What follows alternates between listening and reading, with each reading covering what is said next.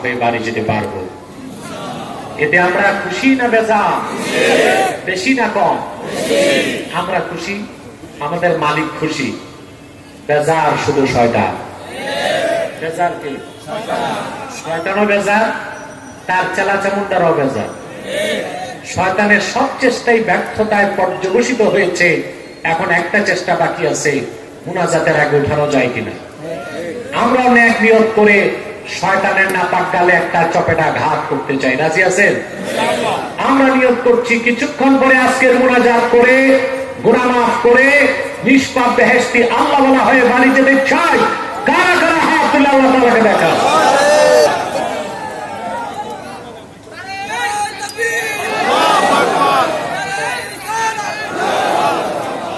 আল্লাহ কবুল করুন, আল্লাহ মঞ্জুর করুন, বলুন আল্লাহুম্মা আমিন। আর দেরি নয়, সরাসরি মূল আলোচনায় চলে যাচ্ছে। আমার সঙ্গে আপনারাও পড়ুন। আউযু বিল্লাহি মিনাশ শাইতানির রাজীম। বিসমিল্লাহির রাহমানির রাহিম। কুনতুম খায়রা উম্মাতিন উখরিজাত লিন-নাসি তা'মুরুনা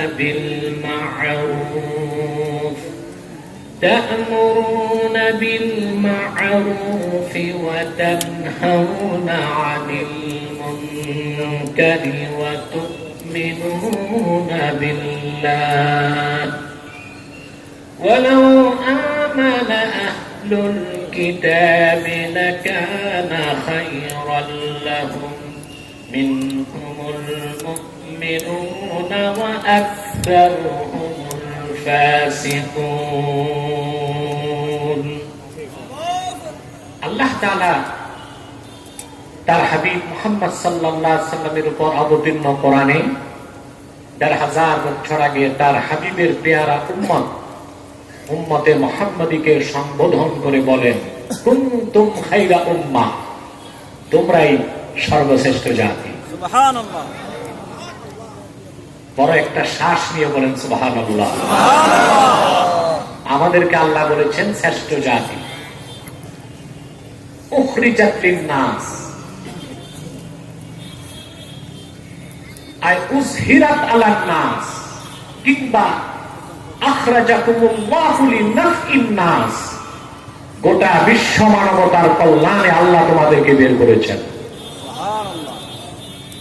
তোমাদের কাজ কি?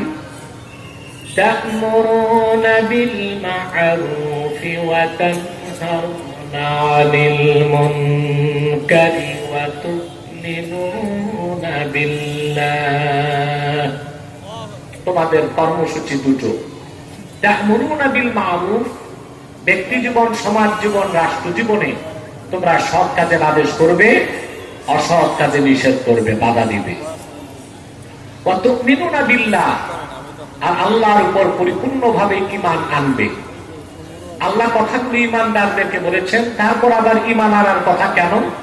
এখানে উদ্দেশ্য হচ্ছে ঈমানের নূরকে সর্বোচ্চ পর্যায়ে নিয়ে, এটা হলো ইস্তেকমালি ঈমান, অর্থাৎ ঈমানকে পরিপূর্ণ করতে হবে, আল্লাহর উপর নিরঙ্কুশ ভাবে বিশ্বাস স্থাপন করতে হবে।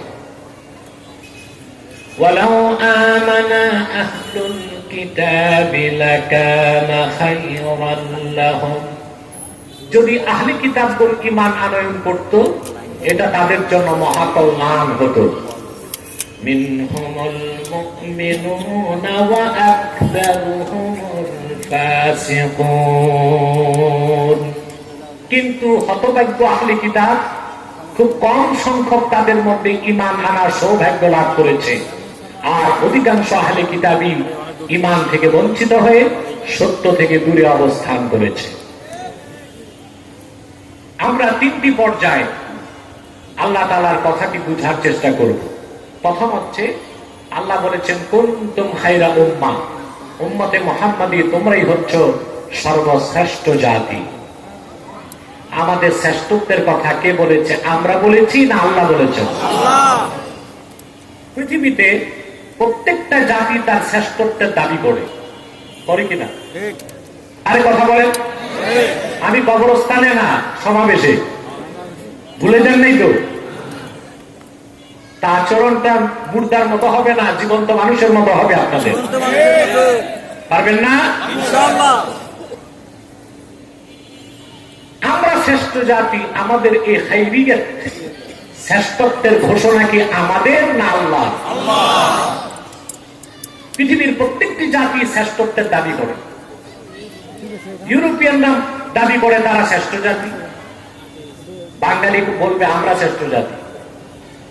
এমনকি জাতি না, উপজাতি যারা আছে না বাংলাদেশে, গারো, সাঁওতাল, চাকমা, এদেরকে জিজ্ঞেস করুন, এরা বলবে আমরা উপজাতি হইলে কি হবে, আমরা শ্রেষ্ঠ জাতি।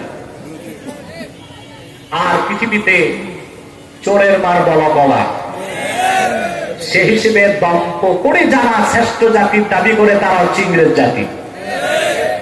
ওরা বলতে চায় ওরা সিভিলাইজড নেশন, সভ্য জাতি। আর ইতিহাস বলে পৃথিবীর সবচেয়ে uncivilised nation in the world, এই পৃথিবীতে সবচেয়ে সভ্য জাতি হচ্ছে ইংরেজ জাতি। ওদের ইতিহাসটাই চুরি, দাগাবাজি, প্রতারণা, দুর্নীতিতে ভরা। এই উপমহাদেশ থেকেই তারা সম্পদ চুরি করেছে 188 বছরে, যার বর্তমান বাজার মূল্য $30 ট্রিলিয়ন। সম্পদ চুরি করছে ওরা আমাদেরটা, ঠিক কিনা? উপমহাদেশে ঢুকছে 1757 সালে। কত সালে? তখন থেকে চুরি শুরু করলো। হিন্দুদেরটা চুরি করে নাই, করছে মুসলমানেরটা। মুঘল রাজা বাদশাদের সম্পদ চুরি করেছে, নবাব সিরাজউদ্দৌলা সম্পদ চুরি করেছে, ঢাকার নবাব সলিমুল্লাহ সম্পদ চুরি করেছে, নবাব আব্দুল লতিফ খানের সম্পদ চুরি করেছে। বিলিয়ন বিলিয়ন ট্রিলিয়ন ট্রিলিয়ন টাকা উপমহাদেশ থেকে চুরি করে যারা ব্রিটেনকে সমৃদ্ধ করেছে, তারা সভ্য জাতি হতে পারে না, দুনিয়ার সবচেয়ে অসভ্য জাতি, চোর জাতি, ঠিক কিনা? প্রত্যেকটি জাতি তার শ্রেষ্ঠত্বের দাবি করে থাকে, কিন্তু মুহাম্মদ সাল্লাল্লাহু আলাইহি ওয়াসাল্লামের উম্মতে মুহাম্মাদের শ্রেষ্ঠত্বের কথা পৃথিবীর কোন অ্যাসেম্বলি ঘোষণা করে নাই, কোন দার্শনিক বলে নাই, কোন কবির কথা নয়, কোন জাতির কথা নয়। কথাটি স্বয়ং আরশে আজিমের মালিক ঘোষণা করেছেন, কুনতুম খায়রা উম্মাতিন উখরিজাত লিন-নাস। উম্মতে মুহাম্মাদী তোমরাই সর্বশ্রেষ্ঠ জাতি, বলেন সুবহানাল্লাহ। এই ঘোষণা কার? সন্দেহ আছে? সংশয় আছে? তর্ক বিতর্কের সুযোগ আছে? উম্মতে মুহাম্মাদীর শ্রেষ্ঠত্বের মূল কারণ তিনটি। কয়টি? তিনটি কারণ যদি খুঁজেন তো মূলত দুইটা। একটি হচ্ছে খায়রিয়ত, আরেকটি হচ্ছে আদালত। সুবহানাল্লাহ। খায়রিয়ত হচ্ছে আমাদের শ্রেষ্ঠত্ব, তার মূল কারণ আমরা মুহাম্মদ সাল্লাল্লাহু আলাইহি ওয়াসাল্লামের উম্মত হতে পেরেছি, এটা মূল কারণ। আর দ্বিতীয় কারণ, আল্লাহ তাআলা উম্মতে মুহাম্মাদীকে ন্যায়পরায়ণতার মানদণ্ড উত্তীর্ণ করেছেন, এটা হচ্ছে আদালত। এটা কি? একটা হচ্ছে আমাদের শ্রেষ্ঠত্ব, আরেকটা হচ্ছে আমাদের ন্যায়পরায়ণতা।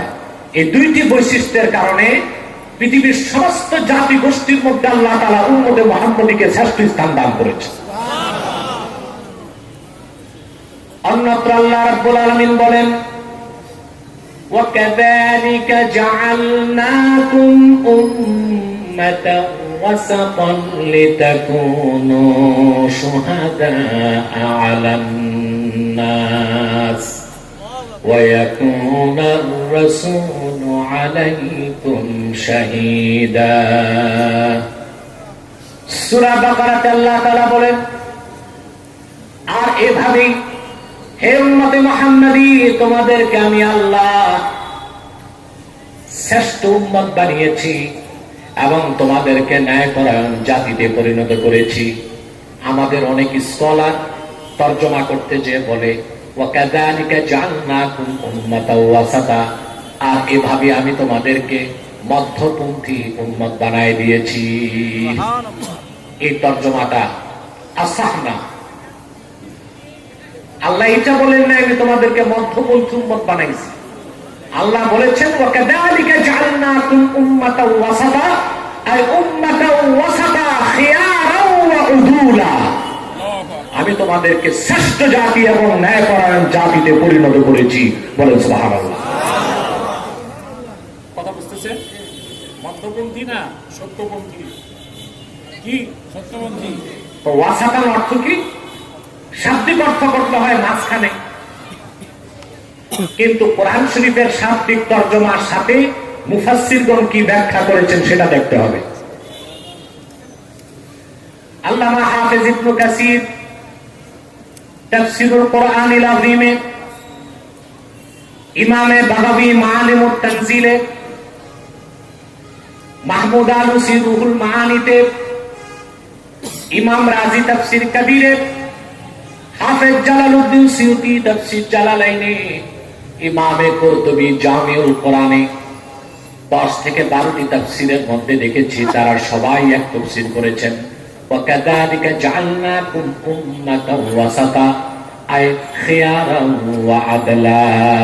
কেউ বলেছেন খিয়ারাও ওয়া উদুলা। আর এভাবে হে উম্মতে মুহাম্মাদী, তোমাদেরকে আমি আল্লাহ পৃথিবীর শ্রেষ্ঠ জাতি এবং ন্যায়পরায়ণ জাতিতে পরিণত করেছি।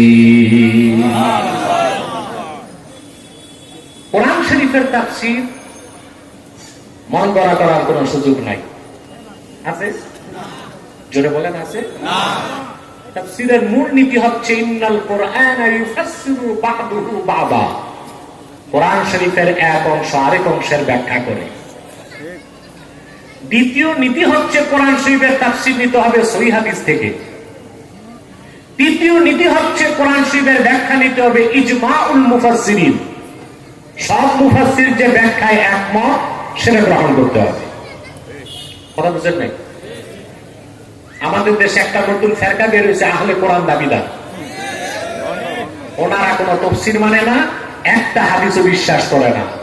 আমি বলি তারা মুসলমানও হইতে পারে না। এটা নতুন ফিতনা। এটার নাম দাবি করে আহলে কোরআন। আসলে এটা আহলে কোরআন না, এটা আহলে শয়তান। সারা বাংলাদেশে এদের একটা ঠাকুর আছে। আপনারা বসেন না, যারা দাঁড়িয়ে আছে হয়েছে না আদাব খামোশ।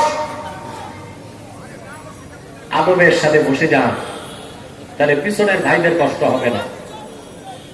আমার দিকে তাকান। এই যে আহলে কোরআন দাবিদার, তারা বলে একটা হাদিসও তারা বিশ্বাস করে না। রাসূলুল্লাহর একটা হাদিসকেও যারা বিশ্বাস করে না, তারা কি মুসলিম হতে পারে? না। ওদের একটা ঠাকুর আছে বাংলাদেশে, আমি আর নামটা বললাম না। 3-4 মাস আগে আমার কাছে গেছিল বাস করতে, বুঝলেন? 22 মিনিটের মাথায় মস্তক নত করে নাকে খড় দিয়া তওবা করে বের হয়েছে। আপনার ভিডিওটা দেখছেন? মোটামুটি সবাই দেখছেন। আলহামদুলিল্লাহ। মনে রাখবেন আহলুস সুন্নাল জামাতের ফতোয়া, মান আনকারা হাদিসান সহিহাম মিন আহাদিসি রাসূলিল্লাহ সাল্লাল্লাহু আলাইহি ওয়াসাল্লাম قد ثبتت صحته عند المفسرين بالاتفاق فهو كافر। আল্লাহ রাসূলের একটি সহিহ হাদিস যা সকল মুহাদ্দিসিন নিকট সহিহ, এরকম একটি হাদিসকে যে অস্বীকার করবে সে কাফের। আর আহলে কোরআন দাবিদাররা বুখারী মুসলিম সহ একটা হাদিসও বিশ্বাস করে না। এরা কি মুসলিম না কাফের? বুক ভরা শক্তি দিয়ে বলেন তারা মুসলিম না কাফের? বেঈমান, জিন্দিক। যদি বাংলাদেশ ইসলামী শরিয়া আইন থাকতো তো তাদের একমাত্র শাস্তি হতো মৃত্যুদণ্ড। কারণ জিন্দিকের শাস্তি কি? মৃত্যুদণ্ড। তো কোরআন শরীফ ব্যাখ্যার জন্য প্রথম নীতি হচ্ছে কোরআন শরীফের ব্যাখ্যা কোরআন, দ্বিতীয় নীতি সহিহ হাদিস, তৃতীয় নীতি ইজমাউল মুফাসসিরিন। মুফাসসিরদের যে মতগুলো ঐকমত্যের ভিত্তিতে প্রতিষ্ঠিত তা গ্রহণ করতে হবে। ওয়াকাযালিকা জাআলনাকুম উম্মাতান ওয়াসাতা, এই আয়াতের ব্যাখ্যা স্বয়ং আল্লাহ রাসূল করে দিয়েছেন। ইমামে কুরতুবী তাফসীর কুরতুবীর মধ্যে আয়াতের ব্যাখ্যায় লিখেন, ওয়ারাওয়াত তিরমিজি আন আবি সাঈদ আল খুদরি রাদিয়াল্লাহু তাআলা আনহু আন্নাহু قال قال رسول الله صلى الله عليه وسلم في قوله تعالى وكذلك جعلناكم أمة وسطا لتكونوا شهداء على الناس أمة وسطا أي عدلا। হযরত আবু সাঈদ খুদরি বর্ণনা করেন আল্লাহ রাসূল নবীজি মুহাম্মদ সাল্লাল্লাহু আলাইহি ওয়াসাল্লাম ওয়াকাযালিকা জাআলনাকুম উম্মাতাও ওয়াসাতার ব্যাখ্যা করে দিয়েছেন। ওয়াসাতান মানে আদলা, অর্থাৎ উম্মতে মুহাম্মাদী তোমাদেরকে আমি আল্লাহ ন্যায়পরায়ণ জাতি হিসেবে তৈরি করেছি। আমাদের শ্রেষ্ঠত্বের মূল কারণ দুইটা, একটা হচ্ছে খায়রিয়াত, আরেকটা হচ্ছে আদালত। সুবহানাল্লাহ। আল্লাহর হাবিবের উম্মত হতে পেরেছি বলে আমাদেরকে আল্লাহ শ্রেষ্ঠত্বের মর্যাদা দিয়েছেন, আর আমাদেরকে তিনি ন্যায়পরায়ণতার মানদণ্ডে উত্তীর্ণ করেছেন। কারণ আমরাই হাসর ময়দানে আদম থেকে ঈসা পর্যন্ত 1 লক্ষের উপর নবীর পক্ষে সাক্ষী দিব। আল্লাহু আকবার। আমরা উম্মতে মুহাম্মাদী আদম থেকে ঈসা পর্যন্ত 1 লক্ষের উপর নবীর পক্ষে আল্লাহর কাছে সাক্ষ্য দিব। সেজন্য আল্লাহ বলেছেন লিতাকুনু শুহাদা আলান নাস, যেন তোমরা মানব জাতির জন্য কাল কিয়ামতের দিন সাক্ষী হতে পারো। ওয়া ইয়াকুনার রাসূলু আলাইকুম শাহীদা, আর আমার রাসূল মুহাম্মদ সাল্লাল্লাহু আলাইহি ওয়াসাল্লাম তোমাদের পক্ষে সাক্ষী দিবেন। সুবহানাল্লাহ। আবু সাঈদ খুদরি রাদিয়াল্লাহু তাআলা আনহু থেকে সহিহ আল বুখারীতে আরেকটি হাদিস এসেছে, আল্লাহর হাবিব ইরশাদ করেছেন কাল কিয়ামতের দিন হাসর ময়দানে ইউদআ নূহুন আলাইহিস সালাম ইয়াউমাল কিয়ামা, কিয়ামতের দিন হাসর ময়দানে নবীগণের মধ্যে প্রথম যাকে হিসাবের জন্য ডাকা হবে তিনি আল্লাহর নবী হযরত নূহ আলাইহিস সালাম হবেন। আল্লাহ ডাকার সঙ্গে সঙ্গে নূহ নবী বলবেন লাব্বাইকা ওয়া সাদাইকা ইয়া রাব, হে আমার রব আমি হাজির। আল্লাহ তাআলা তাকে প্রশ্ন করবেন হাল বাল্লাগতা, ওরে নূহ তুমি কি আমার পক্ষ থেকে রিসালাতের দায়িত্ব, আমার মেসেজ, আমার সংবাদ কি উম্মতের কাছে পৌঁছাইছো নাকি? তিনি বলবেন নাম, যথাযথভাবে পৌঁছাইছি আল্লাহ। ফায়ুকালু লিউম্মতিহি হাল বাল্লাগাকুম, আল্লাহর পক্ষ থেকে নূহের জাতিকে জিজ্ঞেস করা হবে ওহে নূহের সম্প্রদায় তোমাদের কাছে কি আমার নবী নূহ যথাযথভাবে